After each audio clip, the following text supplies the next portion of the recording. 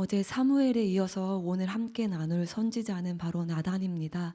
나단은 다윗에게 허락하신 하나님의 약속의 말씀을 듣고 다윗에게 그대로 하나님의 말씀을 전해 주었습니다. 그리고 또 다윗이 하나님을 진정으로 찾을 수 있도록 통로 역할까지 했던 그런 선지자입니다.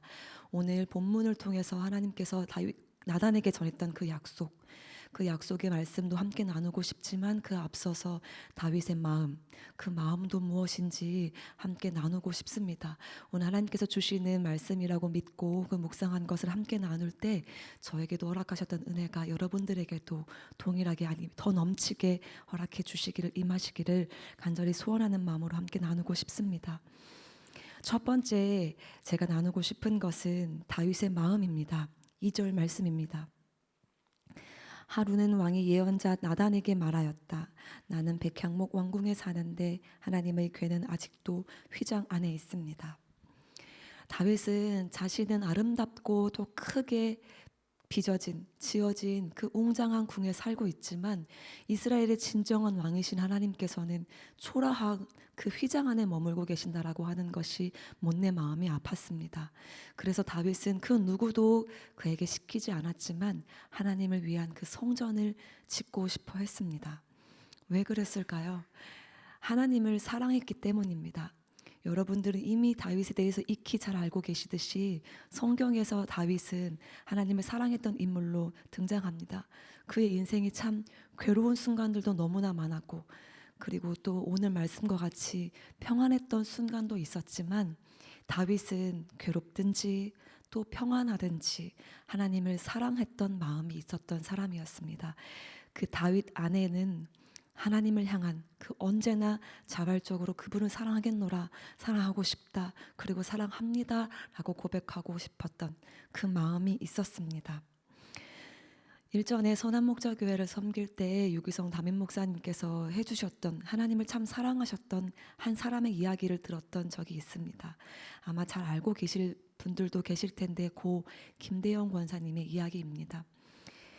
권사님은 조경 전문가이셨는데 예수님을 믿기 전에는 아내가 섬기던 그 교회에서 자신의 아내를 오랜 시간 교회에 붙들고 있다고 대놓고 목사님에게 대들고 그렇게 받게 하셨던 분이라고 합니다. 그런데 그분께서 예수님을 만나시고 그 복음 앞에 마음이 사로잡히게 된 이후로부터는 완전히 이전과는 다른 그런 삶을 사셨다고 합니다. 선한목자교회 경비로 섬기시면서 함께 일하는 그 경비분들을 훈련시키시고 제자 훈련도 시키셨을 뿐만이 아니라 교회 경비로 섬기시면서 교회에 오는 많은 분들, 특히 행여자들을 주님의 사랑으로 돌보고 그리고 감싸는 그런 하나님의 사랑을 몸소 보여주셨던 분이 되셨다고 합니다. 언젠가 금요성령 집회에서 간증을 한번 하신 적이 있었는데 스스로 자신을 소개하기를 저는 성전 파수의 사명을 맡은 김대영 권사입니다. 이렇게 말하셨다고 합니다. 그런데 그분은 그렇게 말만 한 것이 아니라 정말 그런 성전 파수의 사명을 감당하는 사람으로서 그 교회의 경비를 서시면서 많은 사람들을 맞이해 주시고 또 그 사랑을 온전히 흘려보내는 그런 사람으로 계셨습니다. 근데 그러던 어느 날 그 권사님께서 대장암 말기라는 그 엄청난 병을 얻게 되었다는 사실을 알게 되셨습니다. 그런데 그 대장암 말기라는 병 때문에 치료를 받던 중에 그 어려운 치료를 겪으시면서 조금 상태가 나아지셨다고 합니다. 그런데 그 나아진 상태에서 자신의 몸을 돌볼 법도 한데 예전에 하나님께 드렸던 그 마음을 붙들고 중국에 있는 나 환자들을 섬기겠다고 중국으로 떠나셨다고 합니다.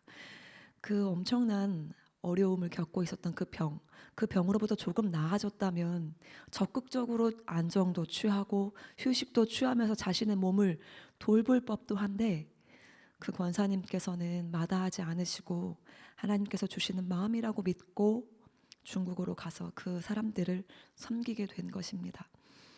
어떻게 말기 암 투병을 하시면서도 그렇게 중국에 가서 나 환자들을 섬길 수 있느냐 이렇게 물었던 그 질문 앞에 권사님께서는 웃으면서 이렇게 대답을 하셨다고 합니다. 조금도 망설임이 없게 해주신 하나님을 찬양합니다. 이런 권사님께서 소천하시던 날 그 장례식장에서는 정말 많은 사람들이 마음 아파하면서 슬퍼했다고 합니다. 그 고 김대영 권사님은 정말 많은 사람들에게 하나님의 사랑을 보여주셨을 뿐더러 정말 큰 귀감을 보여주셨습니다. 귀감이 되어주셨지요. 하나님을 참 사랑했던 마음이 그 안에 있었고 누가 그에게 시킨 것도 아닌데 정말 자발적으로 하나님을 사랑하겠노라, 또 사랑하겠습니다, 그리고 사랑합니다 라고 보여주셨던 그 마음이 그 안에 있었습니다. 하나님을 사랑하는 사람의 이야기는 언제나 들어도 참 아름답지요. 그런데 우리도 하나님을 사랑하겠노라 그렇게 일평생을 두고 그렇게 다짐하며 지금 이 자리에 있는 것 아니겠습니까? 아무리 넘어지고 그리고 또 그 자리에서 괴롭고 낙심한다라고 해도 우리 마음 가운데 깊이 있는 그 마음, 하나님을 사랑합니다, 그 마음이 우리 안에 있는 것 아니겠습니까?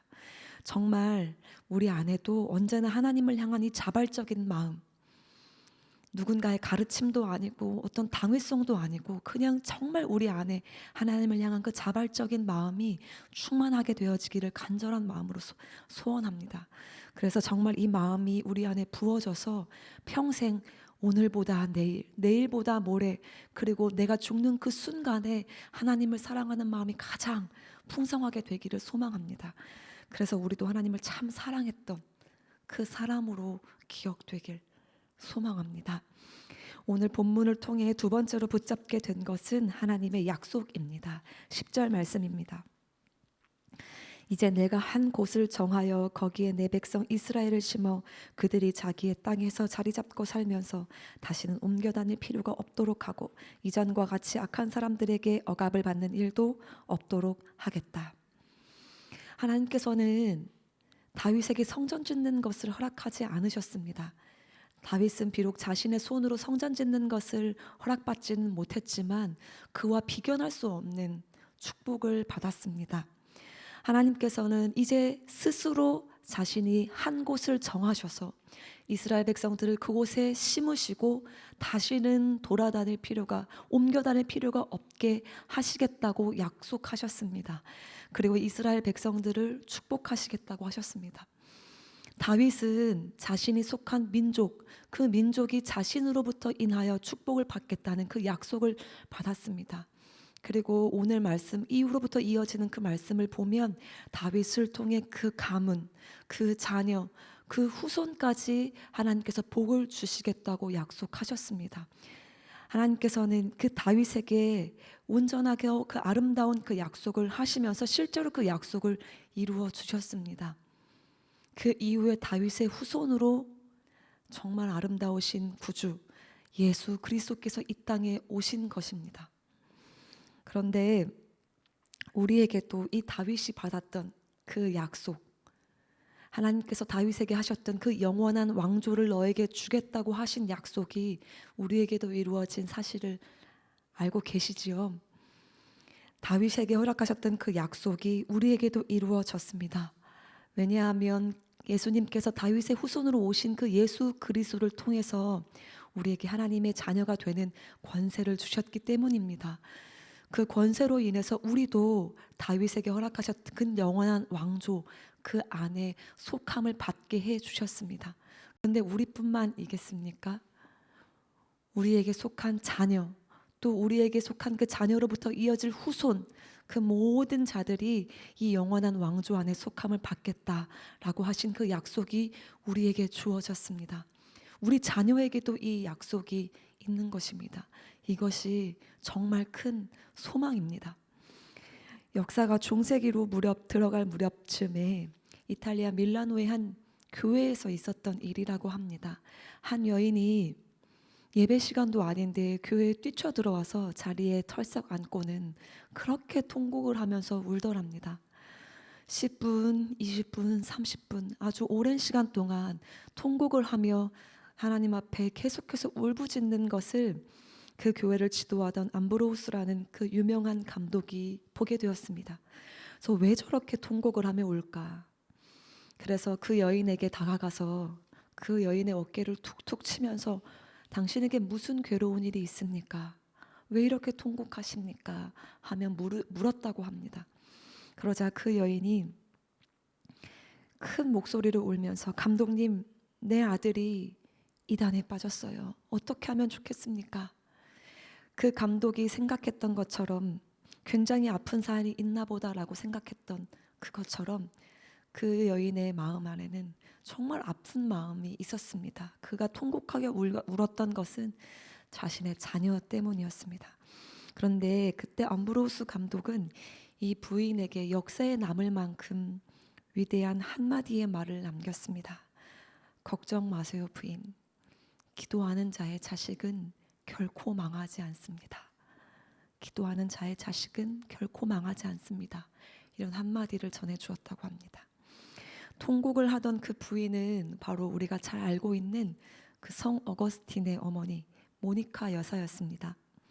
이 어거스틴은 정말 그녀가 기도했던 것처럼 어머니 품으로 돌아왔고 그리고 다시 주님의 손에 붙들리는 복을 받았습니다. 그리고 교회 역사에 커다란 발자취와 흔적을 남긴 그런 거목이 되었습니다.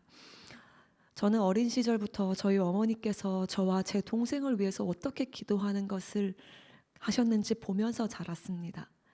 새벽마다 밤마다 그렇게 별로 시간을 가리지 않으시고 울면서 기도하셨던 모습이 지금도 남아 있습니다. 그때는 자녀로서 어린 마음에 엄마 아빠가 그냥 나를 위해서 기도해 주시나 보다 생각했는데 제가 지금 이 자리에 있는 것 그리고 제 동생도 주의 종의 길을 걷고 있는데 저와 제 동생이 이 길을 걷고 있는 것이 우연이 아니고 어머니의 기도 때문이라는 것을 매일 절감하며 그리고 이 자리에 서고 있습니다. 정말 기도하는 자의 자식은 망하지 않는다. 그 말은 저는 분명히 믿습니다. 왜냐하면 앞서 말씀드렸던 것처럼 다윗에게 허락하셨던 영원한 왕조 안에 우리뿐만이 아니라 우리의 자녀까지도 속해 있다는 것을 알기에 그 약속 안에 있는 자녀는 결코 망할 수 없다는 것을 믿기 때문입니다. 그렇기 때문에 혹시라도 자녀에 대한 두려움 그리고 또 염려가 계신 분이 계시다면 이 자리에서 이 약속을 믿고 그 안에 내 자녀가 있지, 그 약속을 우리의 자녀도 받았지, 그 복을 우리의 자녀가 이어받고 있는 것이지 라는 믿음으로 자녀를 위해 축복하며 기도하기를 소원합니다. 혹시라도 자녀가 없는 그런 분들이 계시다면 하나님께서 영적인 자녀로 삼아주실 아직은 믿지 않는 우리 가족들과 친척들을 위해서 기도합시다.